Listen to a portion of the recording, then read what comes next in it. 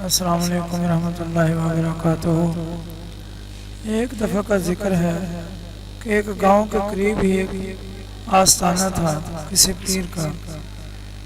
हुआ यूं कि जो उसका मरीद था वो अपने पीर से बहुत मोहब्बत करता था।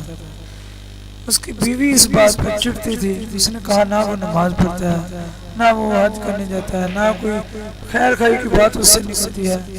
वो तो जब कोई और उसके पास दम करवाने के लिए आती है तो उसको बुरी बुरी निगाहों से देखता है। आप उसकी पैरवी कर रहे हैं, मैं तो उसको लाइक नहीं करती। तो हस्बैंड ने गुस्से के साथ उसको झिड़किया और बोला कि मेरे पीर को बुरा भला कहा तो मैं तुझको तलाक तक देने के लिए रजामंद हो जाऊंगा और खबरदार आइंदा कोई भी बात की इस तरह की। वो खामोश हो गई और उसने प्रैक्टिकल आजमाने की कोशिश की। तो उसकी बीवी ने पूछा कि पीर साहब आप मुझे ये बताएं कि आप नमाज क्यों नहीं पढ़ते, आपको कभी नमाज पढ़ते नहीं देखा। तो आगे से पीर मुस्कुराते हुए कहता है, बीबी आपको क्या पता कि मैं नमाज कौन सी पढ़ता हूँ। मैं मेरे लायक या मेरे काबिल यहाँ पर कोई ऐसा अमाम ही नहीं जिसके पीछे मैं नमाज पढ़ूँ। लिहाजा मैं तो मदीना शरीफ में जाकर मस्जिद नबवी में नमाज अदा करता हूँ बातनी तौर पर। वो बीवी बहुत हैरान हुई कि ये कैसी बात बोल दी इसने। उसने कहा कि मुझे कोई करामत दिखाओ अपनी ना। तो उसने क्या किया, अपने कोई चहेते मरीदों को बोला कि जाओ आप ऐसा करो, फलां फलां मोहल्ले में जाकर उसके घर में ना आग लगा दो। आग लगाने के 5 मिनट बाद आपने बुझा देनी है।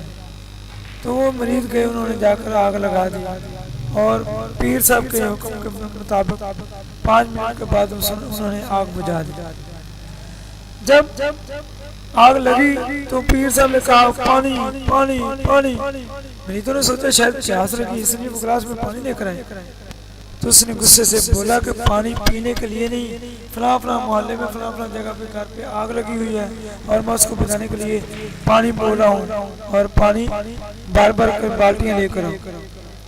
तो वो मरीज बाल्टियाँ पानी की भर भर कर लेकर आए। तो वो क्या करता था, उनसे बाल्टी पकड़ता और उसी जगह पर फेंक देता। 5 मिनट के बाद उसने कहा लो जा आग बुझ गई है। अब वो मरीज खास की जो बीवी थी उसने सोचा कि ये कैसी बात है कि उसके घर में आग लगी है और ये कह रहा है कि आग बुझ भी गई है।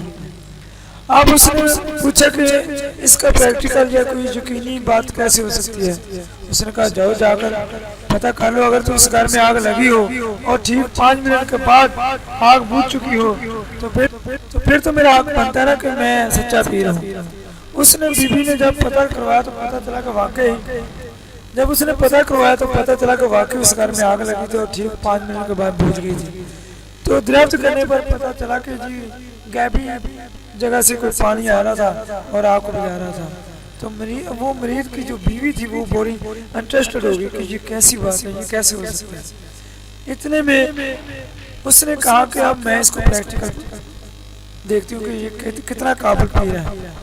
उसने क्या किया कि उबाले में हुए चावल पकाए और चावल पकाने के बाद उसने गोश्त जो नीचे डालकर उसके ऊपर चावल डालकर ऊपर पोना डालकर भेज दिया कि जाओ मुर्शिद साहब को खाना दो।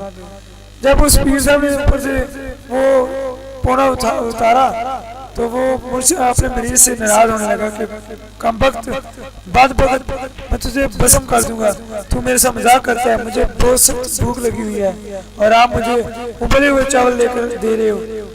तो उसकी बीवी ने फौरन से करीब आकर ताली बजाई और कहा कि पीर साहब आपकी करामत के भी सदके जाऊं, क्या आप नमाज पढ़ते हो तो मस्जिद नबवी में आप यहाँ बैठकर फलां घर में आग लगाकर आग बुझा रहे हो और चावल के नीचे गोश्त नजर नहीं आया। जब ये पता चला तो वो बहुत शर्मिंदा हुआ, उसका राज फाश हो गया और उसको लोगों ने बहुत मारा पीटा और वहाँ गाँव से निकाल दिया। जज़ाकल्लाह।